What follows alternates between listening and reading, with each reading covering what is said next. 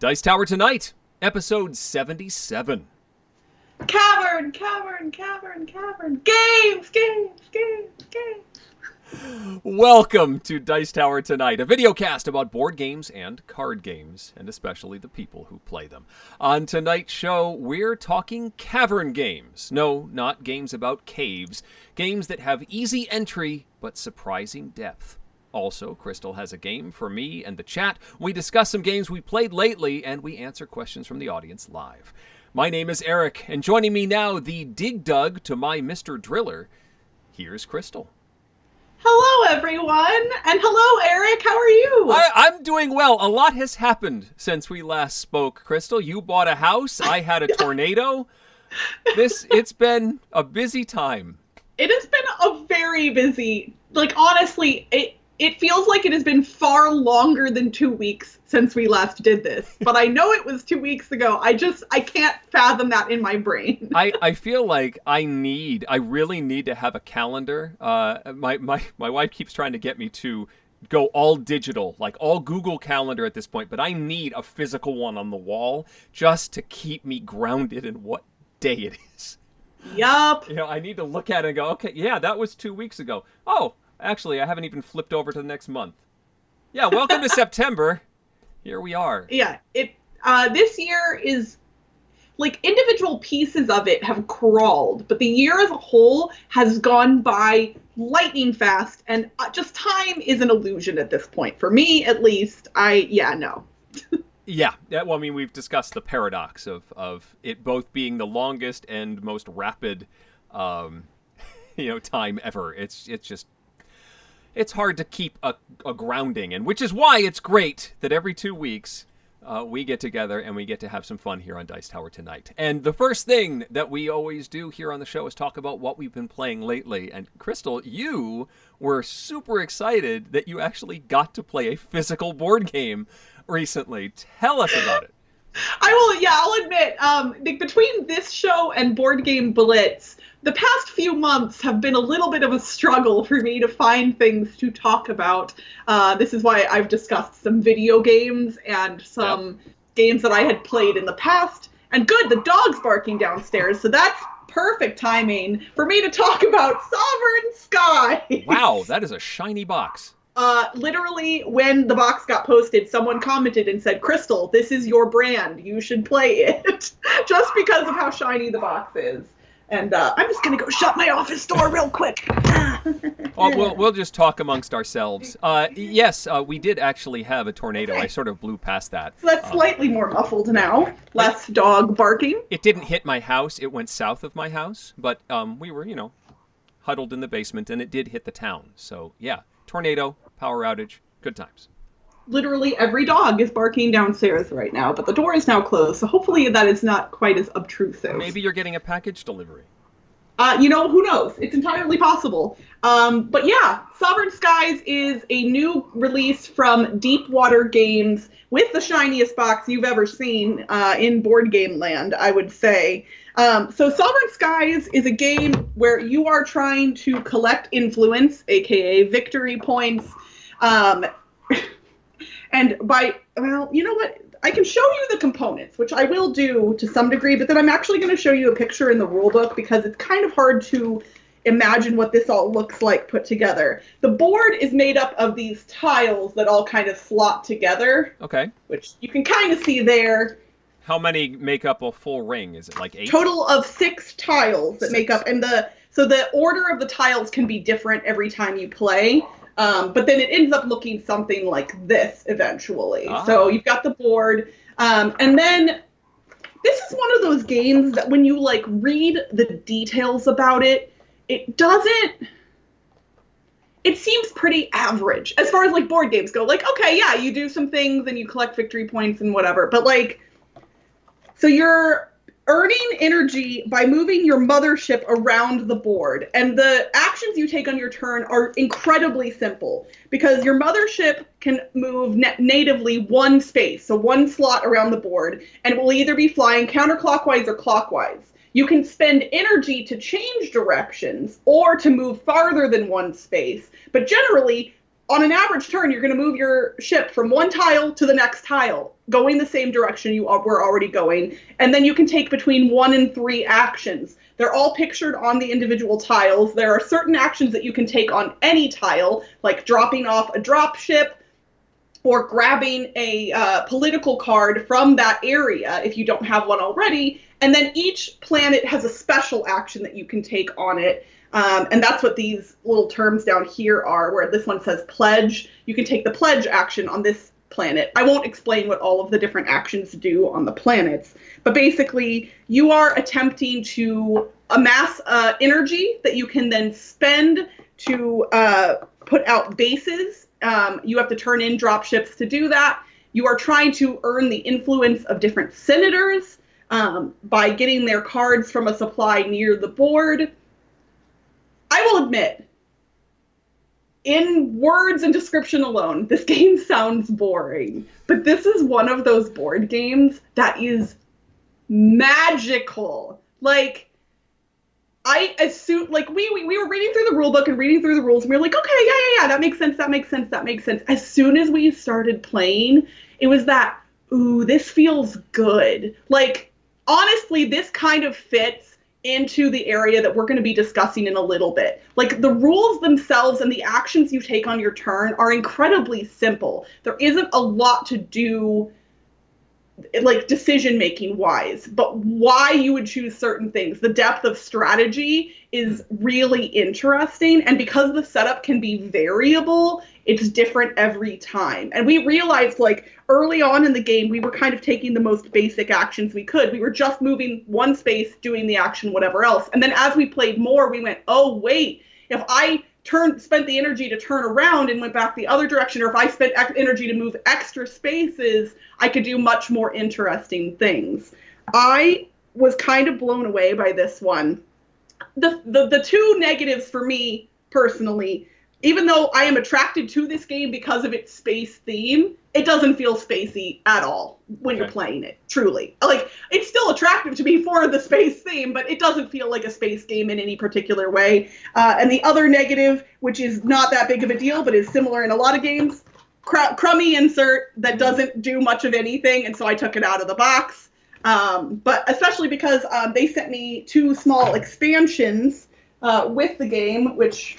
Did I put them in here? I did. I have not played with the expansions yet, but I have them, and I'm excited to check those out in the near future. I'm super happy with this one. It's really, it feels like, it's got some similarities to World's Fair, what is it, 1893? No. When is the World's Fair? Do you know what I'm talking about, though, the game from Renegade? Yes. World's Fair is something or other.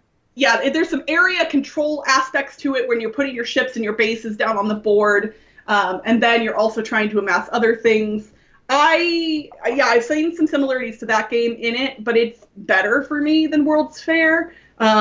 So yeah, Sovereign Skies gets 2 thumbs up for me, and I was super bummed when Tom posted his review of this on Monday, because I thought that I was going to be talking about it before Tom, and then that's now not the case. So I was all excited to tell everybody about it, and then Tom posted his review, and I was like, darn it! Yeah, it's rare that I'm able to talk about anything before Tom. Yeah, that never happens for me, ever. Because, so... But yeah, Sovereign Skies, 2 very big thumbs up for me. I adore it. Very cool. Plus, you could use the box to flag down planes if you're ever, like, trapped on a deserted island. Mm-hmm. That could be your SOS. So I played an old game. Oldish, 11 years old, which, incidentally, was the first review game I ever received as a Dice Tower podcaster.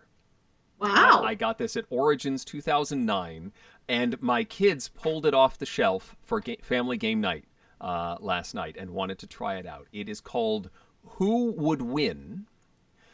This is from Jeff Syadek. The original printing in this cube box is from Guerrilla Games, but Gamewright picked it up a few years ago, and I think the last printing was in 2016, so it may still be around. Who Would Win is a discussion debating party game. The object of the game is to win 5 rounds, but you can do fewer or more, whatever you want to do. There are 2 decks in the game, and I need to pry them. Come on, get out of the... There we go. There is a person deck, and there is a contest deck, like that. So on your turn, you will be given 1 person, for example, James Bond, and your opponent, you start out doing the person next to you, and then in later rounds, you'll skip that first person and do the second one around, and then the third one around, and then... So somebody else gets Jack Nicholson. So if I was debating Crystal, you're representing Jack, I have James Bond. But in what? That's what the second deck is for. So we flip over the other deck, and it says figure skating. Huh. So I'm representing James Bond, you're representing Jack Nicholson, and this 20-second timer flips. I have 20 seconds to argue why James Bond would be the winner in figure skating. That goes by very quickly. Then you would have 20 seconds to say why Nicholson would win in figure skating.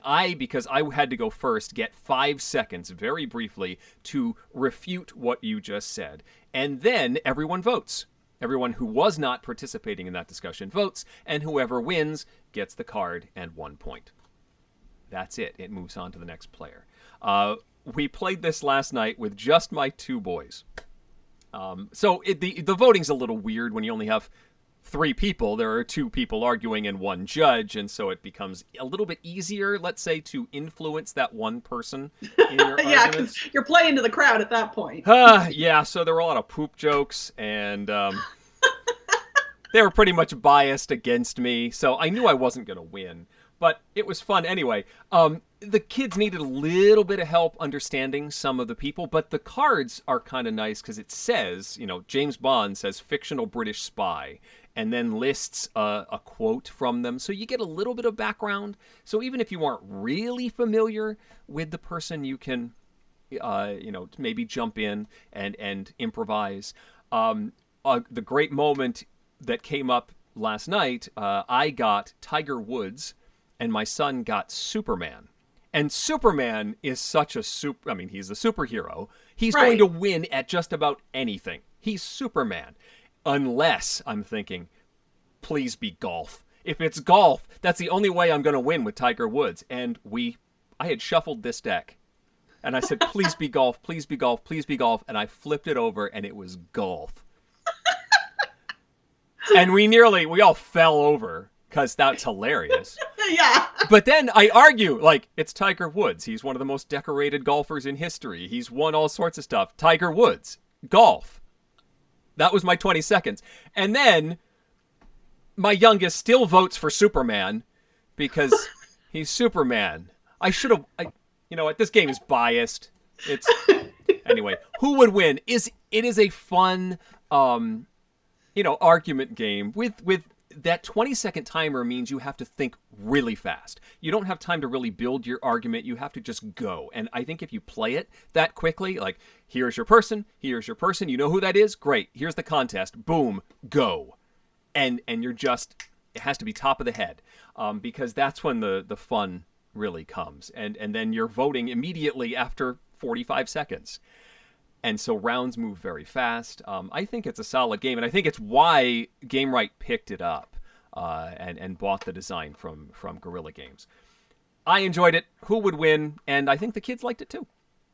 Yeah, this is the type of game that, especially because of that timer, I know some people are uncomfortable playing these types of games because they don't feel quick-witted enough, but if you do play this with people who are somewhat quick on their feet with coming up with, especially for the rebuttal part of it, because the initial argument you can kind of formulate and whatever, but I think these types of games really shine when the people making the rebuttals can completely discredit the really good argument that the other person just made. That's when these games you're just oh my gosh. Some folks in the chat talking about, these style of pitch games can be very high pressure.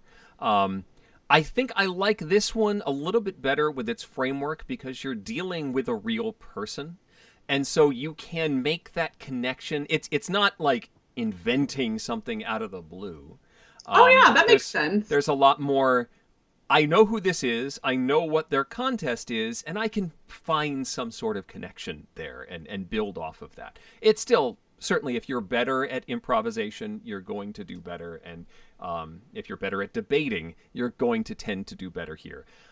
But it's a little bit easier entry than, writing there was a game once where you had to write a poem.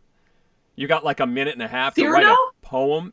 It wasn't that, but it was something. It was, because Cyrano has been on my wish list for years. I want a copy of that game, and it's impossible to find. It was incredibly stressful. I think like our whole table was just like, this is not fun. And that sounds like such a blast for me. Not fun. Anyway, I'm a weirdo though. Who would win was one we really enjoyed. Awesome.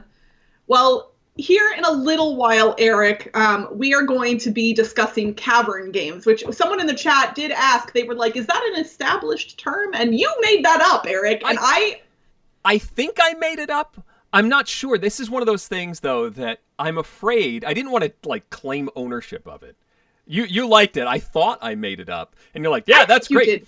But I'm sure someone else has mentioned it, and I've just packed it away in my subconscious, and I brought it out, and I didn't want to say, it's my term that I made up, and then have someone go, oh, yeah?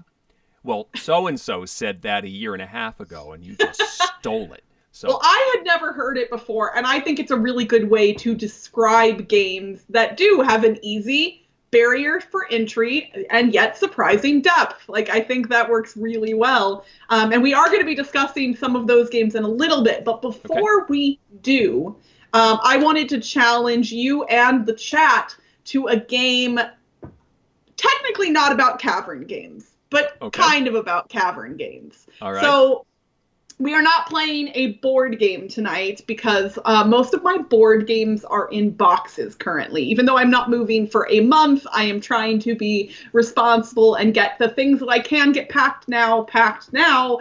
I will tell you though, hold on, I have to pause. I haven't touched the majority of my board game collection in like a year now. Like, it's like a long time. Okay. And yet, now that they're in cardboard boxes, it gives me a little bit of anxiety that I can't go and pick them up and do whatever I want with them. It's so strange. I'm in a similar situation. We had to put a lot of mine away because we were getting things painted, and we actually have a storage unit in our driveway right now that is full of almost all of my games right now. Oh, gosh. And there was one that I had intended to talk about tonight. It's out there. And a lot of the times the kids will be like, can we play such and such game? No, it's buried right now. Yeah. I don't know how I'm going to film my top 100, but I totally get what you're saying. Yeah, like weird anxiety about a thing that I don't need and yet feel like I do. Yeah. I just want to have them there. Yeah. But yeah, since most of my games are in boxes, that does include a lot of the party games that I've used for our streams. So for the next month to month and a half, I will be kind of going on the fly. But tonight, we're going to utilize our lovely friend, Board Game Geek. I've heard of that place.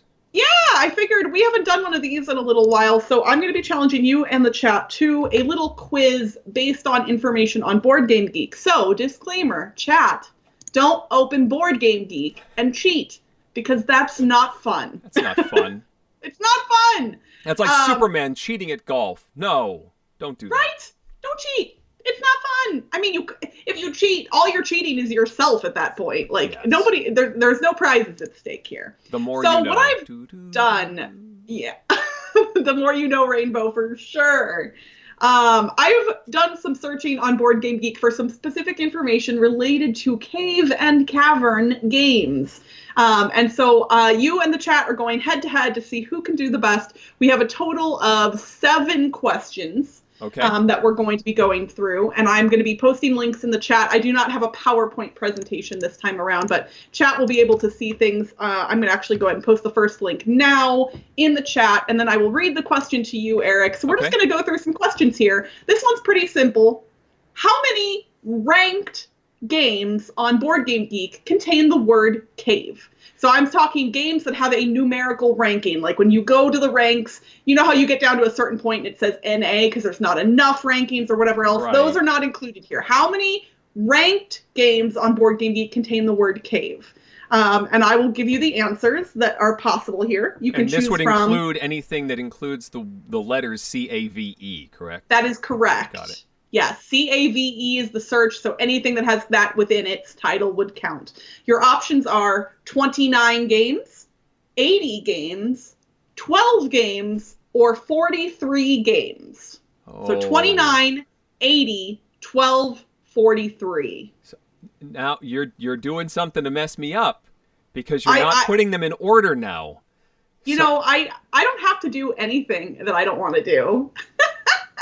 You get now my psychology isn't working anymore. I like 43 as an answer for this. Okay. I was thinking maybe 80. I'm going to stick with 43. 43 is my answer. Okay. I mean, 43 seems like a pretty reasonable amount. I am waiting just a few more seconds to see if there's anybody else in the chat who wants to vote. But the chat is overwhelmingly choosing one of these answers. Okay. And the answer that they have chosen overwhelmingly is, in fact, 43. So you in the chat agree. But we're playing for the tie. Unfortunately, there are only 29 games in Board Game Geek's ranked games that have the word cave in them. Okay. I was actually kind of surprised by this. I expected this number to be higher. I did too. I mean, I told you, I thought that 80 was actually a possibility. So right. Yeah, and I made that up. That's not the case at all. All right, so we're tied right now at a big old goose egg or donut, as it were. I'm going to put the next. Rock that. You can rock that donut. All right. I'm putting the next link in the chat right now. Speaking of rankings, the highest ranked game with cave in its title is unsurprisingly Caverna. Yep. I think that would have been a pretty easy guess had I put that as a question in here. So I actually have something that's a little bit related to that, but not exactly. Which of these two games is ranked higher on Board Game Geek, meaning closer to number one? Gotcha. Is it Caverna Cave versus Cave or Vast, the Crystal Caverns? Which of these two is ranked higher, meaning closer to number one? Yep. I mean, that's tough because they're both relatively recent. I think they may have come out in the same year, if not in about a year apart from each other. So you can't necessarily go with one's newer, so it's going to have more rankings. I think that the Crystal Caverns, because that's an expansion, or I guess a new version of Vast. Or is it? No, that's the original subtitle. This is the original Vast game. Vast. Mysterious Manor was the updated version. Vast. I don't think as many people have played Vast because it's a hard teach. Having played that game, I can vouch. It is hard to teach and learn. Whereas Caverna, the two-player version of Caverna, I remember when it came out at whatever convention it was. It's all blurring together at this point. It was quite the buzzworthy game. So I'm going to say the two-player version of Caverna is higher, closer to one than Vast. I'm going to give it a few more seconds to see if anybody else in the chat wants to vote. It was tied for a little while, or very close to tied, and now it is settling out with a front runner. Yes, so we're going to call it here. So Eric is saying Caverna Cave versus Cave is ranked higher. The chat is saying Vast, the Crystal Caverns, is ranked higher, but only by a little bit. They were pretty torn on this. And in fact, let's see what we've got here. Caverna Cave versus Cave is ranked 603. So we're talking top 1,000. Really good. Vast, the Crystal Caverns is ranked 570. So the chat nailed this one. It's only about 30 spaces higher, but Vast is ranked higher, which honestly, that surprised me too. I thought Caverna Cave versus Cave definitely more accessible, but apparently people really love Vast. Yeah, well, it's one of those things I think that more people, or the people who have played it, enjoy it, and those that might not enjoy it have avoided it, and so they don't feel like they can rank it. That's a good call. All right, this next one involves games that are a little lesser known than those two. It's the same structure for the question. We're talking about which game is ranked higher, as in closer to 1. The first option, I don't know if you'll remember this, Eric, but there was a game that back when Tom was still on Dice Tower Tonight with us, when he put into that lovely game that he made us play, where he would send us games that he didn't want to review so we could review them. And I had the pleasure of reviewing a game called Cavern Tavern. Ah, yes. It was not great. It wasn't horrible. I'm not, but it was not great. From personal experience. Although I did hear from people after the fact that there were some reasons why, and there was another game that was better. Whatever. Yeah. Cavern Tavern is our first option here. The other one I picked just for you, Eric. It's Caveman Curling. So I want to know which is ranked higher. Cavern Tavern, which I think is bad, but does Board Game Geek think it's bad? Who knows? Or Caveman Curling, which I've never played, but I know you like curling, so I put it on here. I do have a copy of Caveman Curling. I thought you did. I thought I had heard you mention it. So. Yes, and it's one that hasn't actually gone outside yet. It was in a closet that didn't need to be packed yet, so I still have that, and maybe we'll bring it out for a future game night. I recall that Caveman Curling, when it was relatively new, was generally well regarded as a dexterity game. And so, based on that, I don't think I heard many people saying they didn't like Caveman Curling, whereas at least one person I know said they didn't like Cavern Tavern. So I would say that it would be Caveman Curling that's going to have the higher ranking. Caveman Curling, higher ranking for Eric. Okay, and then I'm refreshing the results for the chat. And they actually, one of the games has twice as many votes as the other. They think Cavern Tavern is ranked higher than Caveman Curling. So they disagree with you again. Okay. And I will say that Caveman Curling is ranked a respectable 4,365. You say respectable like it's going to get beaten in about 10 seconds. Shockingly, to me, Cavern Tavern is ranked 2,194. It is more than twice as good based on pure ranking numbers. That's not science, but like, what? What? How? There are easily way more than 2,000 games that are better than Cavern Tavern. Like, no hate to the people that made it, but just come on. Like, I could not. So, chat has bested you once again, Eric. So it is now 2 for the chat, and you are still rocking that donut. It's a good donut, though. It is a good donut.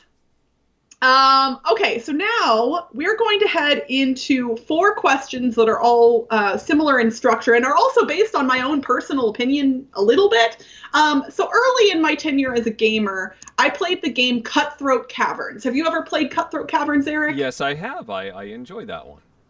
I will admit I enjoyed it early in my tenure as a gamer, and then later I played it again and went, I don't know if I like this one so much. Like, it's fine. There's nothing horrible about it, but it was pretty popular for quite some time. And in fact, Cutthroat Caverns is ranked 1,443 on Board Game Geek. That's pretty good. Okay. Honestly. And I would imagine it's been around for a long time. It's got some longevity. So what we're going to do is we're going to compare Cutthroat Caverns to other games on Board Game Geek's rankings.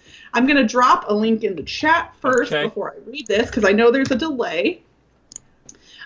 So Eric, I want to know, these other games are not cave or cavern related, but we're just going to compare against Cutthroat Caverns, again, ranked 1,443 on Board Game Geek. Okay. Is Cutthroat Caverns ranked higher or lower than Star Trek Panic? So you are saying whether Cutthroat Caverns is higher or lower. And again, higher means closer to 1, lower means worse. I like Star Trek Panic, too. That is a lot of people do. So I feel like, based on my track record so far, I should not try and overthink this. I should just go with my gut and say that Star Trek Panic is the better game. And so I'm going to say that should be higher. Okay, so you're saying Cutthroat Caverns is ranked lower than Star Trek Panic. Yes. Okay. I know these questions are hard to word in a way that is super clear, so I'm trying to make sure. Higher is in closer to 0. For Cutthroat Caverns, not Star Trek. Star Trek Panic is closer to 0 than Cutthroat Caverns. Okay, so you were saying lower for Cutthroat Caverns, because we're specifically talking about just Cutthroat Caverns in all of these following questions. Oh, okay. So Cutthroat Caverns is lower. Lower than Star Trek Panic. Yes. We're good. Everything is good. I'm sure good. That everyone in the chat understood it perfectly and has definitely voted for the exact one they wanted, and they're not commenting right now going, I was confused. That was the wrong one. I'm refreshing the results. Okay, Cutthroat Caverns, ranked 1443. Chat thinks it is ranked higher than Star Trek Panic. Eric thinks it is ranked lower than Star Trek Panic. Okay. Cutthroat Caverns is ranked higher than Star Trek Panic. Cutthroat Caverns is 1443. Star Trek Panic is 1470. So they are very close. But Cutthroat Caverns is better. So chat has bested you one more time. It is now 3 to Donut. I'm going for a perfect score at this point. You're the queen sweep, as it were. I'm hoping. I don't know if anyone in here is a mythical beast. If they're not, that queen sweep reference is just going to go right over everyone's heads. Okay, so we'll compare Cutthroat Caverns to another game. It'll be fine, and Eric will get this one right. It'll be fine. Everything will be fine. It's fine. We're so, all fine. Eric, are you familiar with the game Hamster Roll? I am. Dexterity game? Yes. It's a pretty cool little dexterity game, right? Yep. So, is Cutthroat Caverns ranked higher or lower than Hamster Roll? Oh boy. See, this one's hard because Hamster Roll is difficult to get. It's German only. It's one of those grail games for many people as far as dexterity games. And we're talking about whether Cutthroat Caverns, we're talking about the position of Cutthroat Caverns in relation to this other game. So I'm going to say that those who have managed to get it,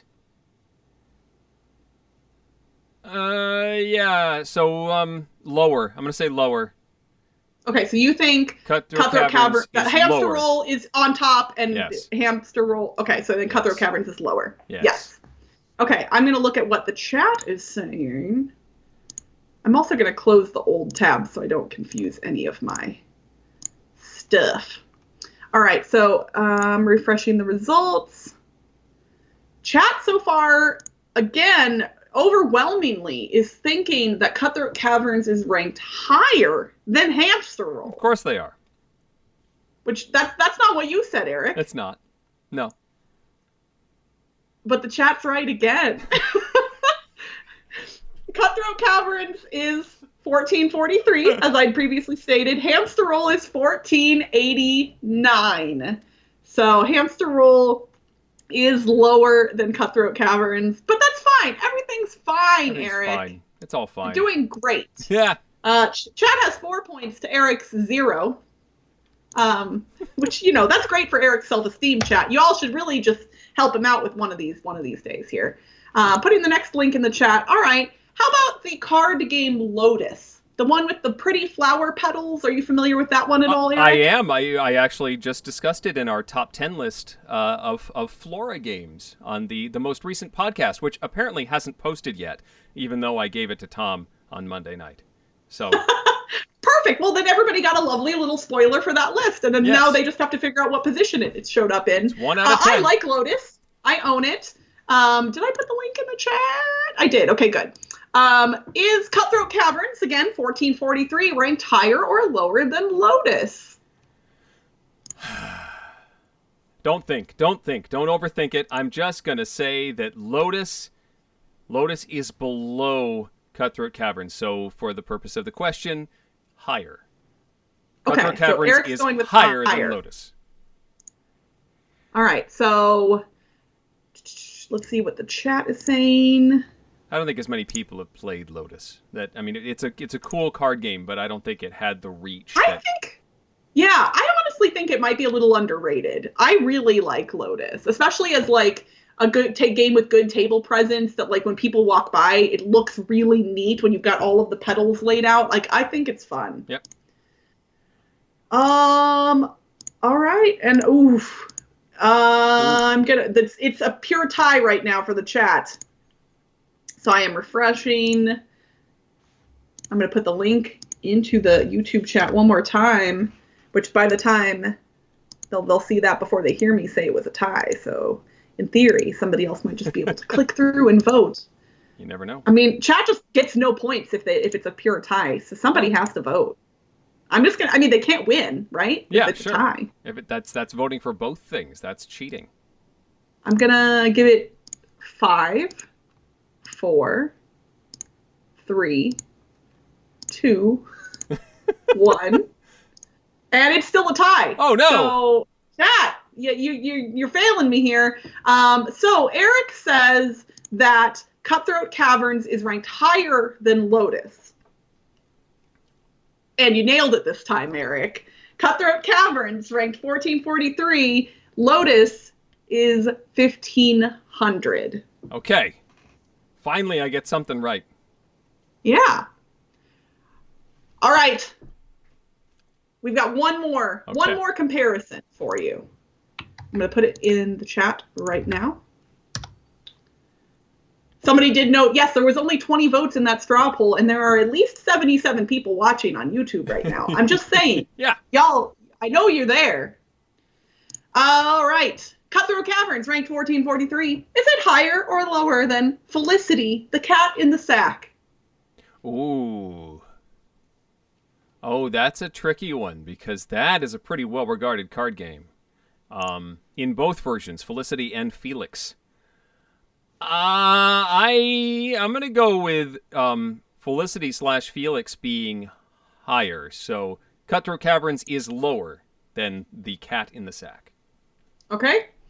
I will give it a few more seconds for chat to vote. So right now the score is 4 for chat, 1 for you. And this is the last question. I could have made this worth 10,000 points if I wanted, but I didn't say that, so that would be kind of cheating now, especially if it wouldn't matter anyway. All right. Well, overwhelmingly, the chat thinks that Cutthroat Caverns is ranked higher than Felicity the Cat in the Sack. So they disagree with you, Eric. Okay, which means that they are correct, is at least the track record we've established here. I mean, that would theoretically read. But unfortunately for the chat, Eric, you were correct. Whoa! That Cutthroat Caverns is lower. Cutthroat Caverns 1443, Felicity the Cat in the Sack 1365. Okay. I think that the tie that the chat had switched the fate, so now I've got the mojo now. That was the power. Yeah, so yes, that was our last question. I know it was a simple game, but again, all of my board games are packed up, so this is all you got from me right now. What we got. I mean, you stumped me for the most part. And chat did pretty awesome. I do have to say, I wasn't really watching the chat. I did try and meta the chat, and I don't know if I succeeded or not. Nobody in the chat seemed to have noticed that the first 3 were all higher. I was hoping that I would maybe be able to meta the chat into saying higher. For the last one, they did say higher, but I don't know if it was for that reason or not. So you did not. I don't know if you had picked up on the pattern at all. No. You confused me on the first question by putting them out of order, and I just said, nope, I can't. I'm not even going to try. It is a difficult structure. The Brothers Murph do games similar to this on their board game show, This Quiz is Broken, that they run pretty frequently. And it's always confusing to everyone, but it's still fun to guess where things are ranked on Board Game Geek, so I ran with it anyway. There you go. Well, I sort of... I've been a little fried the last couple of days, Crystal, and that is one of the reasons why we're talking about the games that we're talking about tonight, because you said you've encountered a lot of people who are not interested in learning heavy games right now. They want something that's going to easily get them playing as soon as possible and have enough meat. I mean, there's plenty of games that are both easy to teach and super light. But what we want to talk about tonight are what someone decided to call Cavern games, which have easy entry but surprising depth. absolutely. And I will admit, I did a little bit of Googling, and I found that you and Tom did an episode of the podcast back in 2014, which had a similar theme. It was the a minute to learn, a lifetime to master kind of a list, which I think has some similarities here, but not exactly the same. You all talked about a lot of abstract strategy games like Go and chess in that list. And I do think that some abstract strategy games would fall into this area, but I kind of consider more modern abstract strategy games in this things like Santorini, or like Element, maybe. I think that's the name of that one with the 4 pieces. Like stuff that, obviously you could call chess and checkers that too, but even chess, learning what all the pieces do if you've never played it before can be a little bit of a lot. Yeah. Well, I mean, I'm interested what you're going to say here, because one of the problems I had in trying to think about this is that most of the stuff I came up with was abstracts. And it's funny you mentioned the minute to learn, lifetime to master tagline. You know what that's from?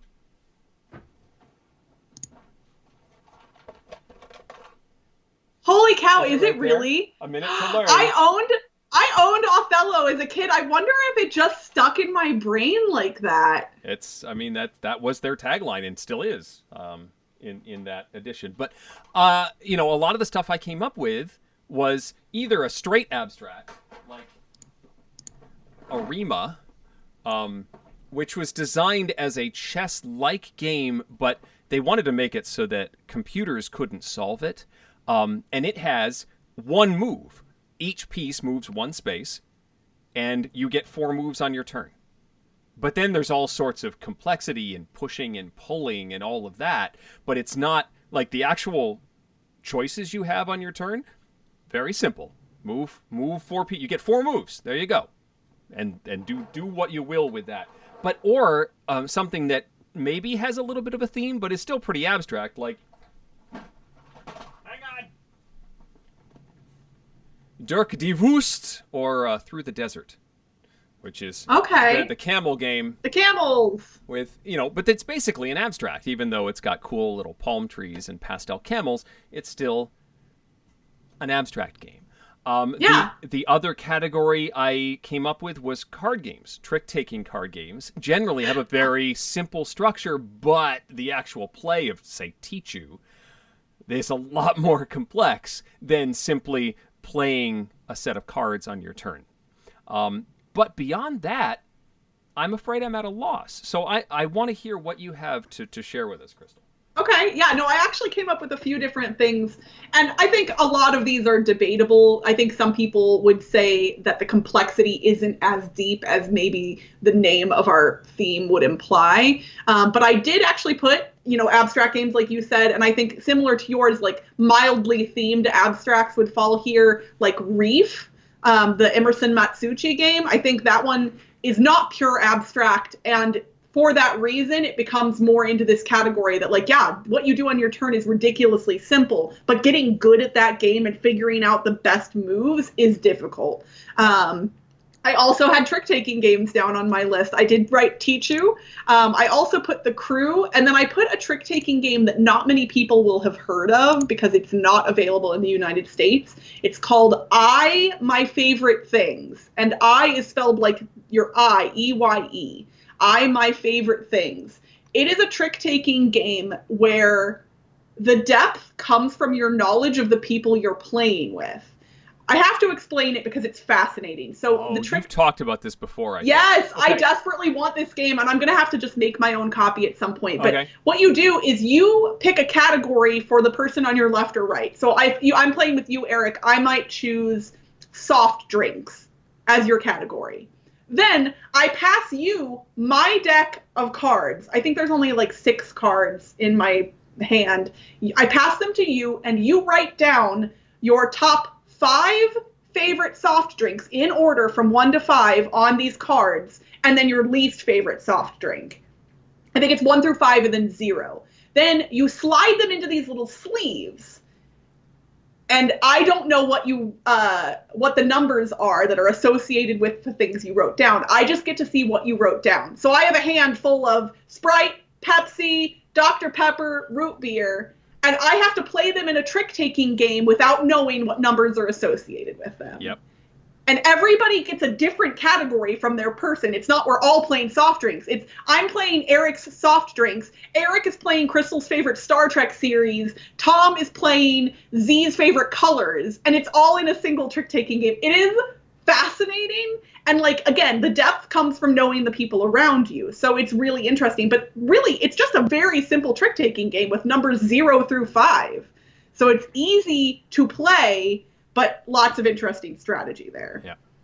And I just have to talk about it because somebody in America, please pick up this game and publish it. I will buy it. I'm just going to have to make my own at some point. But yes. I did write down some other games on this list that I think fall into this category. I actually think that Unmatched from Restoration Games is a pretty good example of a game like this because the rules and what you do on your turn in Unmatched are actually relatively simple. Yep. You do not have a lot of options for what you can do on a turn, but the depth of that game comes from the different characters and the different decks and the different abilities that the people have. So really, like, teaching that game isn't that bad. It's pretty simple to get into, but it's incredibly deep in its strategy. Yep, I'd be a little worried in teaching that one just because of the wide-eyed. You'd almost have to, open it up and say, all right, you're playing Jack the Ripper. Yeah. And I'm playing this. Don't just set all of the characters in front of somebody, because I think that's a barrier. Too many options, I think, when you first get in front of a game can be a problem. So I would almost want to say, you're this person, I'm this person, let's go. For sure. Yeah. I think, limiting options is good for a game like that. Another game that I wrote down was Red 7, which is a Carl Chudik game. Which, again, on your turn, you basically can play 1 to 2 cards, and you just need to be winning at the end of your turn. That's it. That's incredibly simple. Yeah. But actually figuring out how to manage your hand and play cards, because there are lots of cards you can generally play on any given turn, but knowing which cards to play to set up future turns is what makes Red 7 really tick and makes it super interesting. Trying to win on as many fronts as possible, so that your opponents have fewer options to try and win. Because if you're not winning at the end of your turn, you're out. You're out. Yeah. And then I had a couple others written down. One I wanted to mention was the Shipwreck Arcana. Have you played this one, Eric? It's a cooperative game. No, I have not. Does this have like a giant ship? It's like a big 3D board. No. So this one was a Kickstarter game that I don't think ever got wide distribution after the fact. So it's now very hard to come by. I happened to back it on Kickstarter. It's a cooperative game where you are drawing tiles out of a bag that have numbers 1 through 7 on them. And you always have 2 tiles in hand. And then you play a tile to a set of cards that's on the table that have rules on them. And your tile has to meet the rule on the card you're playing it on.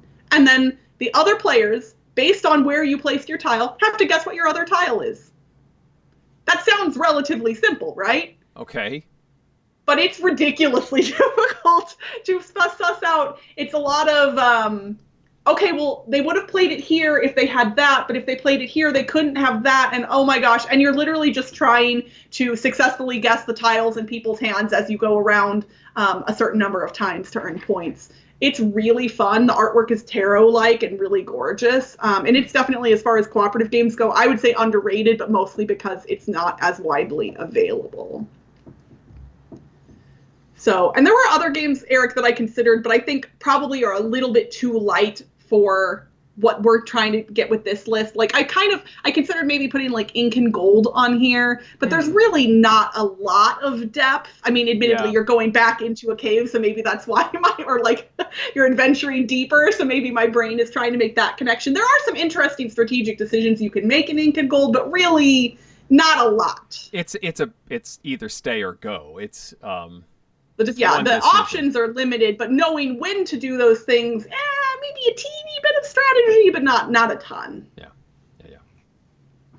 Anything else that you've been able to dig out? I've seen some nice suggestions coming up in the chat, many of which are more abstract games. Onitama being one that has come by. A lot of people agreeing with you on Red 7. The Duke is one that I considered. This cool abstract with the flipping tiles. Every time you move one, it flips over and changes its movement pattern. I think that certainly applies. It does have that so many options feel that could be overwhelming, but the fact that you're drawing them out of a bag means the complexity gradually ramps up. And so you don't have to know all the pieces at first. You simply have to know which ones you have pulled out of the bag.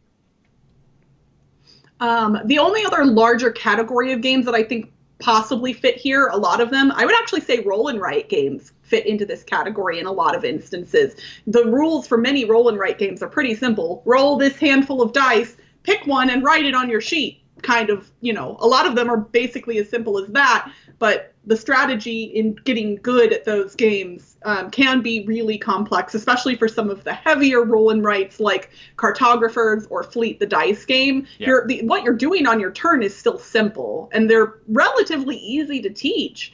But then you go, oh no, I'm bad at this. Is anyone else in the chat playing the Cartographers app and realizing how horrible they all are at that game all of a sudden? Because I am.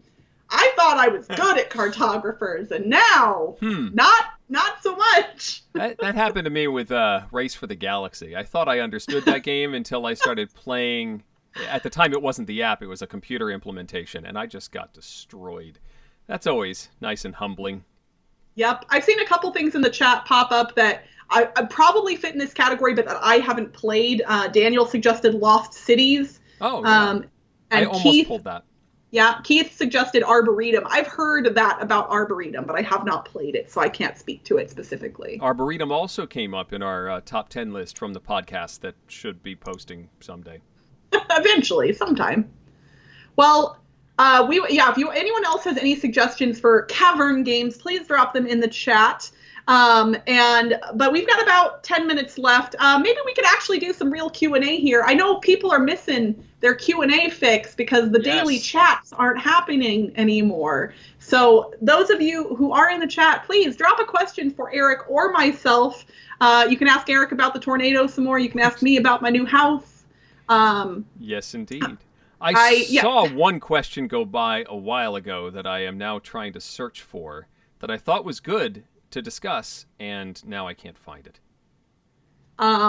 Oh, good. Okay, so Jim asked what the trick-taking game I was talking about was, but someone in the chat did answer it. Woodfish Toys said it's My Favorite Things. I believe it is Japanese, but yeah, it is not published anywhere in America, and I have looked for used copies or copies on eBay, and I've just never been able to find it. Let's see. I don't know. I can't remember it was a good question too, and I can't find it now. I should have written it down. That's okay. Here we go. Did you see how Board Game Geek, this is from Kabuki Kid, did you see how Board Game Geek had a custom Parsley game featured recently? This is we've played actually here on the show, the RPG basically that emulates a text-based computer game. Have you ever considered writing your own Parsley scenario? Yes, I have. I think it would be a lot of fun to do a Dice Tower themed one and maybe run it at a convention or at a live stream. I just haven't put pen to paper to make it happen. But I think it would be a lot of fun to try and explore or escape from Dice Tower headquarters or achieve some sort of quest at Dice Tower West or East or something like that. Escape from the cruise. Who knows? That would be a lot of fun, but it's just not a project that I've been able to spend time doing. I haven't seen the one that Board Game Geek did. What was that a part of? Was it? It was a stream recently in the last week or two. Okay. And they were running it. I've heard one of my local game stores is getting the designer Jared Sorensen to run something on their stream and run a session with them, which I've never seen him run it. I think that would be a lot of fun to see the creator be the computer, because I bet he's got a nice handle on the right balance of being pedantic and being helpful. Very cool. So related to Parsley, Daniel asks if there are any games that we have made custom scenarios for. Ooh. I considered attempting to make a Time Stories module back when Time Stories was somewhat new. I didn't do it, Eric. Don't make that face. I wanted to. And what's funny, I think, again, back before Time Stories kind of, went out with a fizzle, when everybody was excited about it, I really wanted to see a scenario set in Time Stories, but Zork themed. So we're talking about text-based adventures that fits really well. Like, I thought a Zork themed Time Stories would be really, really neat because there's already magic in the world of Zork, so time travel doesn't feel too far removed from that. And just the silly nature of Zork, I thought would fit really well. But I am not a smart enough person to design a Time Stories scenario, so I never did it. Yeah, I have a lot of respect for those that come up with custom scenarios or custom cards. It's just never something that I've been that interested in doing. Even when a game comes with blank cards, I will just throw those away. I have no interest in designing my own stuff. I just want to play what's in the box. Which is funny, like, I'm a creative person. I'm a writer. I like creating things and being creative. But when it comes to, those, like, write your own cards in a game, I almost never do that. Yeah. I want to play the content that the game came with. And especially, I have found in games where you can create your own cards, the meta that gets associated with those types of cards with a group, it sometimes overpowers the game itself. And some people enjoy that. I have had moments where I enjoyed that in the past, but meh. Yeah. Let's see. Tracy in the chat asked who the blue guy is behind me. We were discussing this before the show. PC, oh no. This is my Popple. PC the Popple. From, I believe, 3rd grade. I have had this as one of my childhood stuffed animals that the kids have been playing with lately. But the idea with Popples is that they're this lovely little creature, but he's got a pouch on his back, and you can turn him into a ball. So you sort of stuff his head in there, and now he's a sphere, and you can see, where is it? There's a glue. This is when I tried to stuff him in my desk, and the glue in the desk spilled and got all over him, and it's never come out. So he's got like a oh my gosh on my Popple. But yes, that's what that is. I had a Popple as a kid as well. Popples were very popular back in the 80s. That was a thing. Yeah. Timon asks Crystal, what do you write? Well, I write for a living. So I work in marketing. I've specifically worked as a copywriter for most of my adult life. In marketing capacity. I work for a credit card company right now, and I've shifted this year into a role in more content strategy, but I'm still doing a decent amount of writing as well. So, like most of the stuff I've done for the past decade, like if you saw a billboard or heard an ad on the radio or saw an advertisement in a magazine, I was writing the words that helped get all of those things created for a couple different companies over the past decade. So Mike, it's a fun job. Very cool. Mike asked if there's any voice projects that I've been working on lately that I can share. I actually was working on one that I'm very excited about today, but I can't talk about it yet. It was my first multicast recording. I'm doing it for Audible. And it was basically doing a play or a movie or a radio drama, and we were all on a Zoom-like video conference, and we recorded it out of order. So it would be like episode 5, scene 16, and we'd record that part. And I play like 6 different characters in it. It should be out in the next couple of months, and I can talk about it when I'm allowed to talk about it, but I'm excited about that, and it's something that is unlike my usual work, where it's just me in a box talking to my engineer in my headphones. Now it was working with a bunch of different, very talented actors and getting to play off of each other, and that was a lot of fun. That's really cool. The first session got cut off by the tornado, though. I did like my first scene, and then they said, all right, Eric, you're done for a little while. Come back at 4:30. And I said, sure, no problem. And then the tornado hit. and we lost power and we're in the basement, and I'm like looking for the text number to tell these people that like I'm not gonna make it for the second half. We're shut down. It is fascinating to me how dependent we are on the internet. And I'm not saying that as a criticism, but like I thought about that at one point, like when, you know, during the pandemic, a lot of networks have had a lot more strain on them because more people are from home. And I'm like, if the internet went down, like really just like went down. Yeah. I honestly like don't know what I would do. I mean, probably play board games, but like, you know, in a more real world capacity. I mean, if without the internet, I really couldn't do much. I guess I could be prepping my next book. But as far as doing work, that would be impossible for me to do right now. I certainly couldn't deliver anything. I am working from home currently, so I wouldn't be able to work right now either. Although I think I'll be back in office, unfortunately, in the near future. I'm not looking forward to that, but we'll see. Speaking of things that happen on the internet, Eric, tomorrow evening, I'm actually going to be a guest on Bruce Vogue's board game, The Game Show. That's exciting. Yeah, it's the Winterview. It's an interview that you can win stuff through. And by you, I mean the people watching. How can you refuse?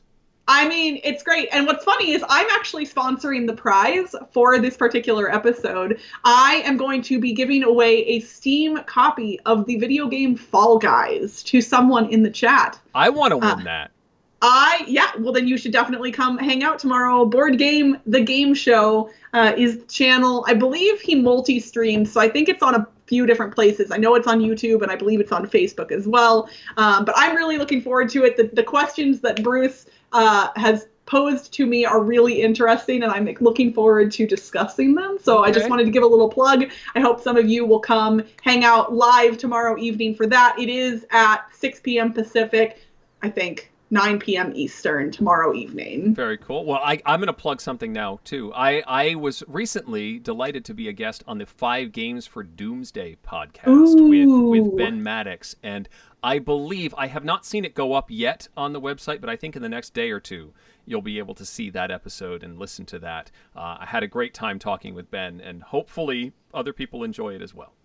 I've done Ben's, the smaller format thing that he does, not the big one with the picking the 5 games, but the we're all just hanging out in the complex during the zombie apocalypse. He is a great interviewer, and I'm really looking forward to hearing that then with you on it. Very cool. Some very in-depth discussions. It's more than just what games did you pick. He's like asking about societal implications for the stuff I picked, and why do you think psychologically so many of us feel this way? I'm like, I don't know. I just wanted to play with the little bits. I mean, really, that seems like a good line to end on. For all of us in the chat, we just wanted to play with the little bits. That's all. So chat, it is 7 o'clock / 10 o'clock / whatever time it is where you are, which means it is time for, time again, it's a mystery. Before we go though, if you could do us a favor and please click the little thumbs up button below this video to let the YouTube algorithms and our boss, Mr. Tom Vassell, know that you enjoy watching Dice Tower tonight, and it just makes us happy when we see those little numbers go up. He's holding that podcast hostage until we get enough thumbs. Right, yeah. We need at least 40 likes on this video before Tom will release the podcast. The podcast. So you all better click that thumbs up quick.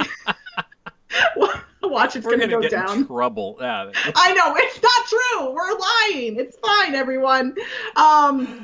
Thank you all so much for joining us here. Eric and I are here every 2 weeks on Wednesday evening. Our next episode will, in fact, be on Wednesday, September 16th at 6 p.m. Pacific, 9 p.m. Eastern. I'm seeing those likes go up. We got to get to 40, though. Keep them clicking, everybody. Until 2 weeks from now, I'm Crystal. I'm Eric.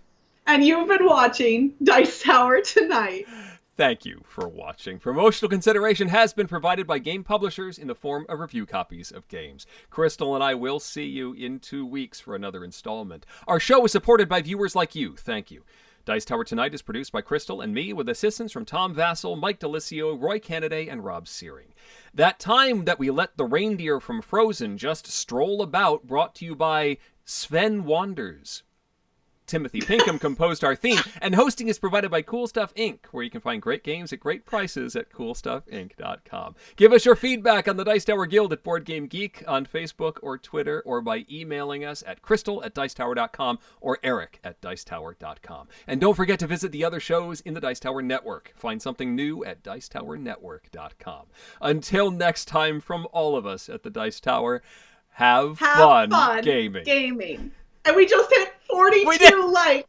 Yay! We did it. Tom will be releasing the podcast shortly. It's a successful show. It's definitely going to be telepathically communicated to him, and I'm sure it'll be released very shortly. We were definitely not lying about that at all. At all. It's totally real. It wasn't just a ploy to get likes, believe us. Nope. No.